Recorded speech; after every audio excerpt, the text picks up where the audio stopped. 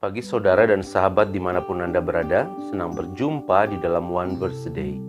Kita mau merenungkan firman Tuhan. Sebelumnya marilah kita berdoa.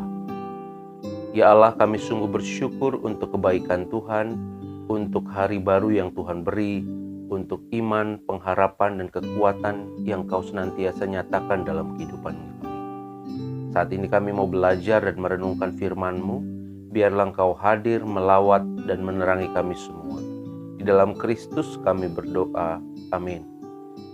Saudara, firman Tuhan hari ini dari Yohanes 13 ayat 5. Kemudian ia menuangkan air ke dalam sebuah basi dan mulai membasuh kaki murid-muridnya, lalu menyekanya dengan kain yang terikat pada pinggangnya itu.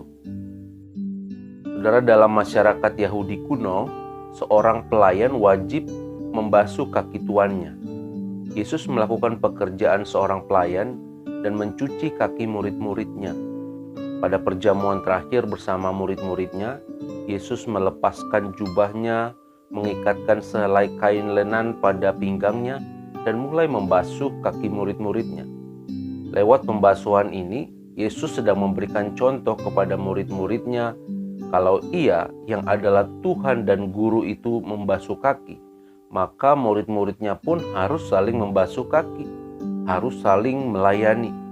Murid-murid harus melakukan sama seperti apa yang Yesus perbuat untuk mereka. Saudara, pembasuhan kaki yang dilakukan Yesus ini melambangkan tindakan agung yang akan dilakukan Yesus sebagai seorang pelayan, yakni mati di kayu salib untuk dosa-dosa dunia. Yesus yang walaupun dalam rupa Allah tidak menganggap kesetaraan dengan Allah itu sebagai milik yang harus dipertahankan, melainkan telah mengosongkan dirinya sendiri, mengambil rupa seorang hamba dan menjadi sama dengan manusia. Dan dalam keadaan sebagai manusia, Ia telah merendahkan dirinya dan taat sampai mati, bahkan sampai mati di kayu salib. Itu sebabnya para pengikut Kristus, murid-murid, dan setiap orang percaya harus melakukan seperti yang Yesus lakukan, yaitu memberi diri dan menjadi pelayan bagi sesamanya. Saudara, dalam sebuah kisah diceritakan seorang pengacara yang sombong suatu kali berkata kepada seorang petani tua, "Mengapa kamu tidak menegakkan kepalamu seperti saya? Saya tidak menunduk di hadapan Tuhan ataupun di hadapan manusia." Petani itu menjawab, "Pak, lihatlah ladang gandum itu. Hanya biji gandum yang kosong yang berdiri tegak, sedangkan gandum yang berisi akan merunduk. Semakin berisi, maka semakin rendah pula ia merunduk."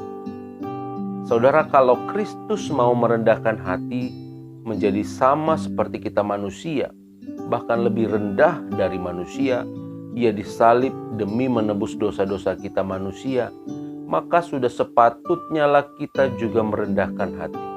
Tidak ada hal yang pantas untuk kita sombongkan.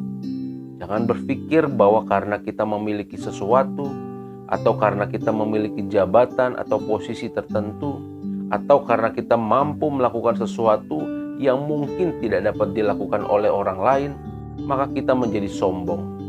Sahabat, semua itu adalah anugerah dan pemberian Allah kepada kita yang seharusnya digunakan untuk melayani sesama kita. Apapun dan dimanapun status kita saat ini, marilah kita tetap mengenakan baju kerendahan hati, sama seperti Yesus yang di dalam kebesarannya Ia turun menjadi sama dengan kita. Yesus sudah membasuh kaki murid-muridnya. Yesus juga sudah membersihkan kehidupan kita. Tadinya kita kotor, penuh dengan dosa, tetapi kematiannya di atas kayu salib menggantikan segala keburukan dan kesalahan kita.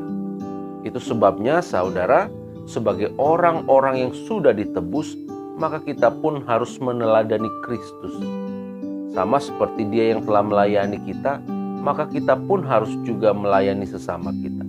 Layanilah sesama kita dengan apa yang ada pada kita, biar orang-orang tersebut juga mengalami kasih Kristus di dalam kehidupannya. Dan biarlah nama Tuhan senantiasa dimuliakan lewat kehidupan kita. Kiranya Roh Kudus menuntun dan memampukan kita dalam memenuhi panggilan tersebut. Amin. Mari kita berdoa. Ya Allah, kami sungguh bersyukur untuk firman Tuhan yang boleh kami dengar dan kami renungkan.